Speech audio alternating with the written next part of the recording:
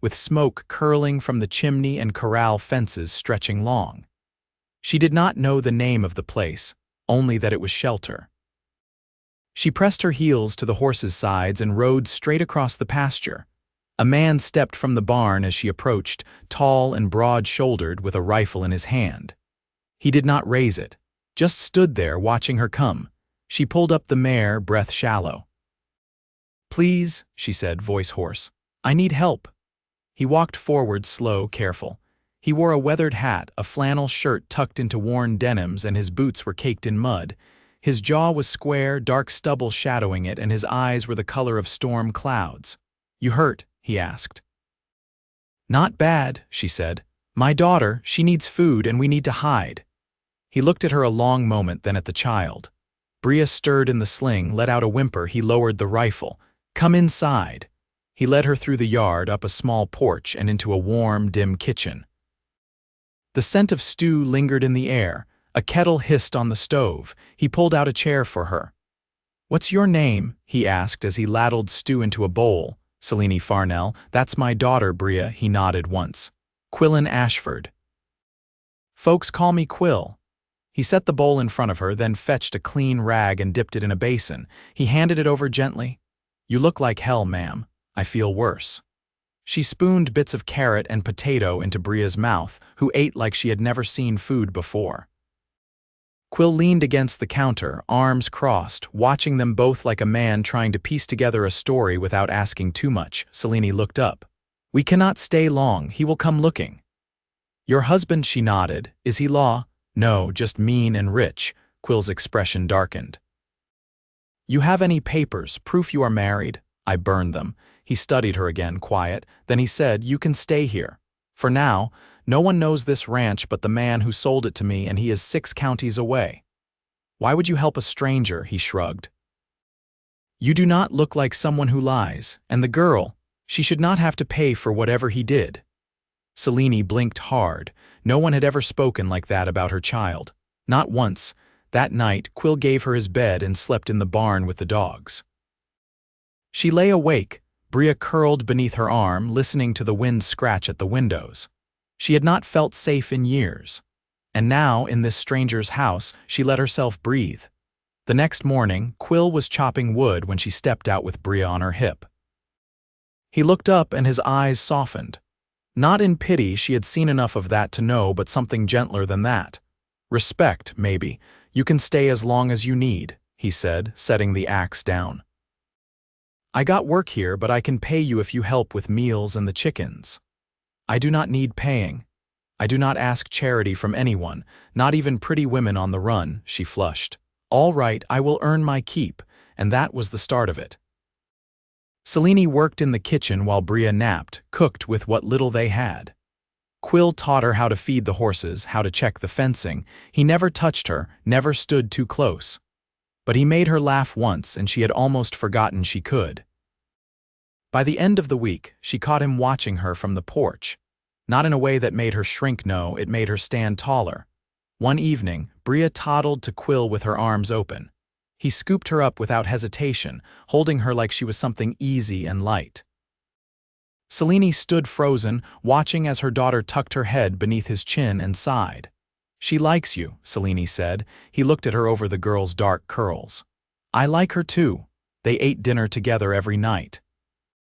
She added little touches to the meal's biscuits with honey, potatoes mashed soft for Bria. He started fixing the broken door hinges, as if he planned to keep the place ready for more than himself.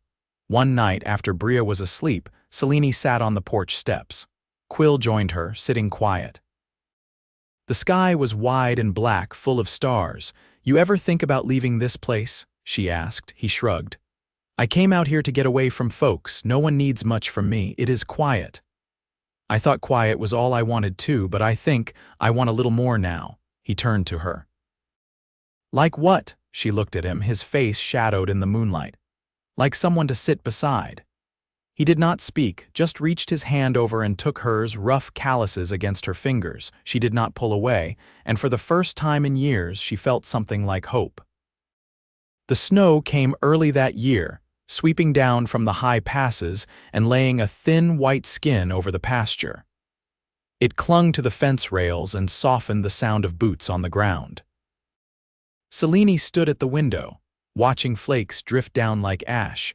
Bria's small hand wrapped around her finger as the child leaned into her leg.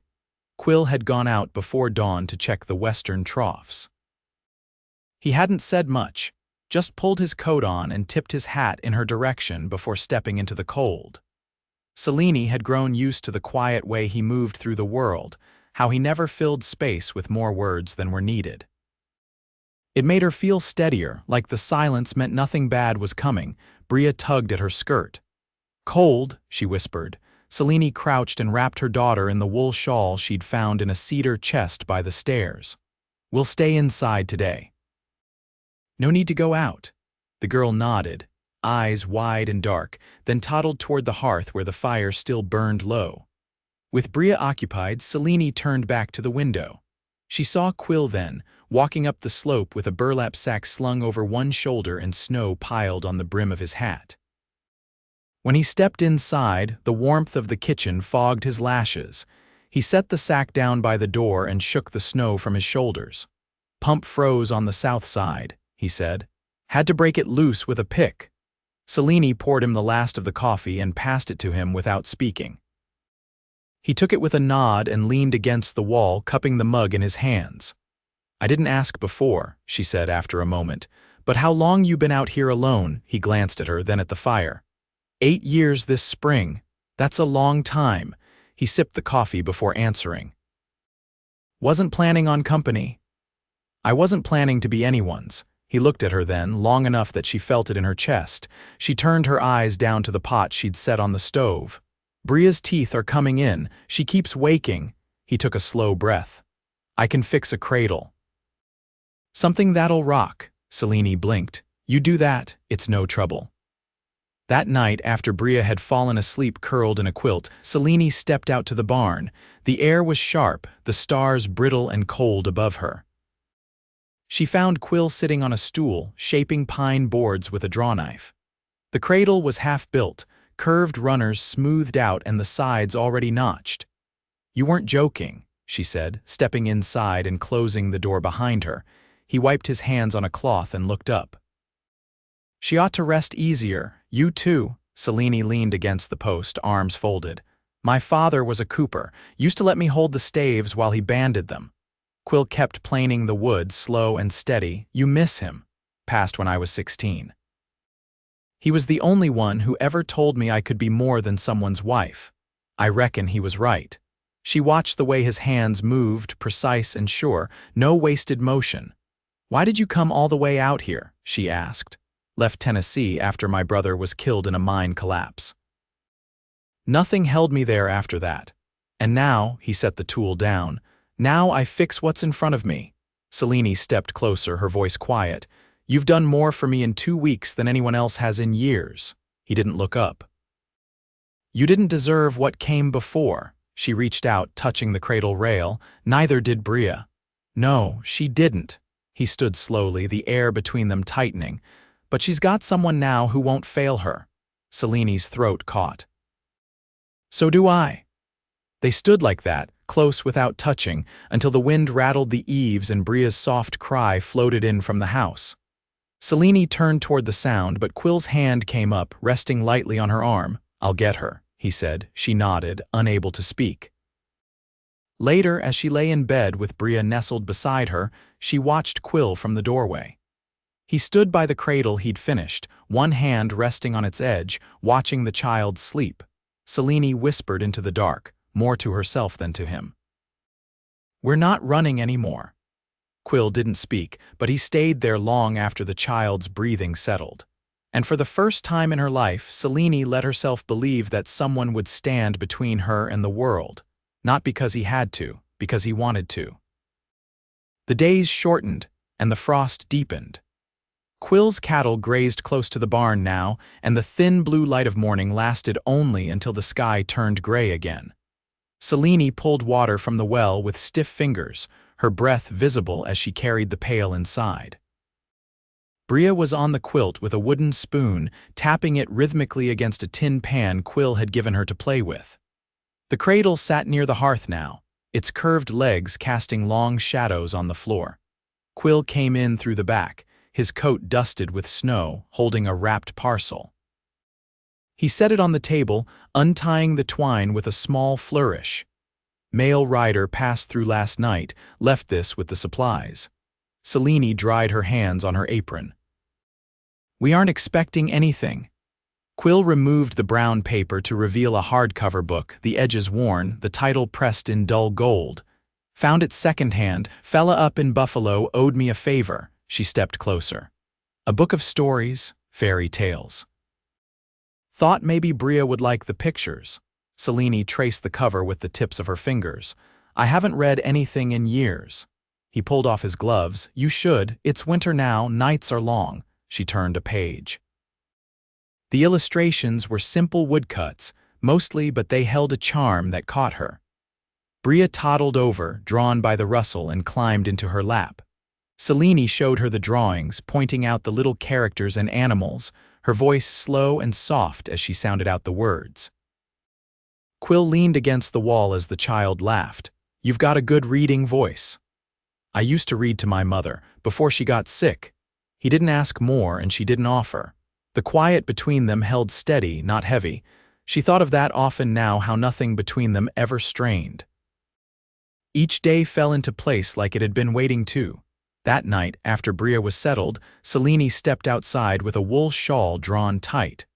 Quill was by the woodpile, stacking the last of the split logs under the awning. The lantern beside him threw a warm glow, catching the steam of his breath. She stopped a few paces away. You didn't have to get that book. I know. It was kind. It's been a long time since anyone did something just to make things easier. He turned then, voice low. You make this place lighter. That's worth something. She stepped closer, boots crunching on the frozen ground. You make it steady. He didn't reach for her, didn't move, just held her gaze like he was giving her time to decide. She closed the last of the distance herself, laying her palm against his chest. His heart beat solid beneath her hand. I don't know how to say everything I want to, she said. You don't have to. He bent his head slow and she met him halfway. The kiss wasn't rushed. It had no urgency in it, just a quiet certainty. When they pulled apart, her breath caught in the cold air, but her hands stayed where they were. Later, back inside, she watched him carry Bria from the cradle to the quilt near the fire, settling her gently without waking her. He tucked the blanket around her, his movements careful and practiced. Selene stood in the doorway, her arms folded. You're good with her. She's easy to love. So am I, she said, voice barely louder than the tick of the stove. Quill turned. Then let me. She crossed the room, rested her head against his shoulder. He wrapped his arms around her, not tight, just enough to say he wasn't letting go. The fire crackled low, the wind pressing against the windows. But inside it was warm, and safe, and full. The days slipped past in the hush of deep winter. Snow settled in the seams of the land like it belonged there, and the wind no longer felt like something to brace against, it was just part of the rhythm. Selene hung laundry near the stove, pinning Bria's little dresses to the twine line Quill had strung across the rafters. The girl sat on the floor humming tunelessly, cradling a rag doll Quill had stitched together from scraps. In the evenings now, Selene didn't wait for Quill to come in from the barn. She met him halfway, coat pulled tight and lantern swinging from her hand. They didn't say much on those walks back to the house, but he always matched his pace to hers, and she always carried the light. One night, as she folded a quilt over the back of the chair, Quill leaned against the door frame. You ever think about what comes next? He asked. She looked up from the fabric. You mean spring? I mean all of it. Selene set the quilt aside. I don't make plans anymore, I used to, but they never held. He stepped into the room. Maybe they didn't hold because you weren't in the right place. She met his eyes. And this is, I think so. He sat at the table, hands resting flat on the worn wood. She crossed to him and sat across, her fingers brushing the edge of his. I don't know what it means to stay. Not really. He didn't move his hand, just let it stay there between them. You already are. The next morning, Quill saddled 2 horses. Bria had fallen back asleep after breakfast and Selene stood on the porch, wrapping a scarf around her neck. "Where are we going?" she asked as he handed her the reins. "Up toward the ridge." "There's something I want you to see." The trail was narrow and wound through cottonwoods stripped bare for the season. Snow had crusted over the path, but the horses moved steady beneath them. They didn't speak much, just the sound of hooves and the rustle of branches overhead. At the top, the valley opened wide, the river below half frozen and shining like glass. A hawk circled above them, its cry sharp against the silence. Quill dismounted and tied his horse to a low branch. Selene did the same, her breath rising in clouds around her. "This was my brother's favorite spot," he said. "He used to bring a flask and talk about building a cabin up here." She stepped to the edge, boots crunching. "It's beautiful. I come here when I need to remember what I still have." Selene turned toward him. "You lost him. And still you built something steady." "I had to.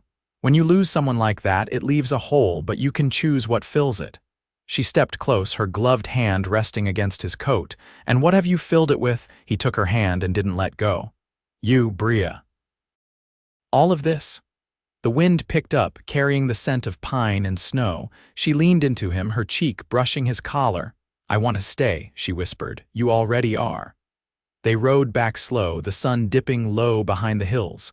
When they got home, Bria was just waking from her nap. Selene lifted her into her arms, and the girl wrapped her arms around her neck, warm and soft. Quill kissed Selene's temple once, then took Bria from her arms with practiced ease. She watched them together, and something settled inside her chest, quiet and sure. Later that night, after Bria had fallen asleep in the cradle Quill had carved, Selene sat beside him on the edge of the bed. She touched the side of his face, the line of his jaw rough with stubble. "I don't want to wait anymore," she said. He turned toward her, eyes steady. "Then don't." She kissed him slow, her hand resting over his heart. When they lay down together, it wasn't hurried or uncertain. It was the kind of closeness that came after long silences and shared bread and the slow building of trust. In the stillness that followed, Quill reached for her hand beneath the quilt. "You don't ever have to run again," he said. She pressed her forehead to his. "I won't, not from you." Outside, the storm passed. Inside, the lantern burned low, and peace earned and quiet settled over them like warmth in the cold. By early March, the thaw had begun to eat at the snowbanks, peeling them back from the fence posts and revealing patches of brittle grass beneath. The air still bit in the mornings, but it no longer carried the sharpness of deep winter. Selene stood just outside the barn, her sleeves rolled up as she scrubbed a wooden bucket with coarse salt. She could hear Bria inside, babbling to herself as she arranged smooth stones on a wool blanket. Quill had carved her a little bench near the hearth where she could sit and play, and she'd taken to lining up whatever small treasures she found, measuring the world in her own way. Quill emerged from the corral with his shoulders dusted in hay and his gloves tucked into his belt. He didn't call out, didn't need to. Selene looked up as he approached, wiping her hands on her apron. "Franklin Tersall passed through this morning," he said. "Said Walter's been asking after you down in Cheyenne." She straightened slowly. "How close?" "He's been to 3 homesteads in the last week. Franklin didn't tell him anything, but the man's still asking." Selene didn't flinch. "Then we'll be ready if he finds his way here." Quill met her gaze. "I've already cleared a space in the root cellar. It's dry and it's got a lock from the inside. I'm not hiding anymore, I know. That's only if you need time to get Bria safe," her hands stilled against the apron. "He won't take her." "No," Quill said. "He won't." She studied him a moment longer, then nodded once. "I trust you." That night, Selene sat at the kitchen table mending the hem of one of Quill's shirts, the fire casting dull light across her lap. He was outside, checking the hinges on the barn doors again. He'd been quiet since the news of her husband's search, not worried but watchful, as if he were counting every moment they still had untouched. Bria slept deep in her cradle, thumb tucked beneath her chin. The wind had settled into a lull, and the only sound was the pop of the fire and the small scrape of needle through cloth. When Quill came back in, he paused in the doorway, brushing dirt from his palms. "You're always fixing something," he said. "So are you." He sat beside her and watched her work a moment. "There's a circuit judge riding through in 2 weeks. I was thinking we could have him by, make it official." Selene blinked, needle paused mid-stitch. "You want to marry me?" "I do." She set the shirt aside. "Not just for Bria's sake. No, for yours and mine." He reached across the table, brushing his hand against hers. "I want a life with you, not just a shelter." Selene looked at their hands, then at him. "I never thought I'd have the kind of love that didn't come with fear. You do now." She stood and came around the table, kneeling beside his chair. "I've never been asked before, not like that. I'm asking." She leaned into him, her head resting just beneath his collarbone. "Then my answer's yes." They married in the yard beneath a sky just beginning to green at the edges. The circuit judge stood stiff-legged beside the porch, his voice thin in the wind, but it didn't matter. Bria held wildflowers in her hands, her dress too big and her smile too wide. Selene wore a blue ribbon in her hair, the same one her mother had given her when she turned 15. Quill took her hands in his, and when she looked up at him, she saw everything she'd never dared to hope for. Afterward, they ate bread and dried fruit and drank coffee from tin cups. They didn't need more. That night, as the fire burned low and Bria slept curled in her new quilt, Selene stood in the doorway and watched the stars blink awake. Quill came up behind her, resting his hands on her waist. "Cold?" "No," she said. "Not anymore." He kissed her shoulder, then her neck, slow and certain.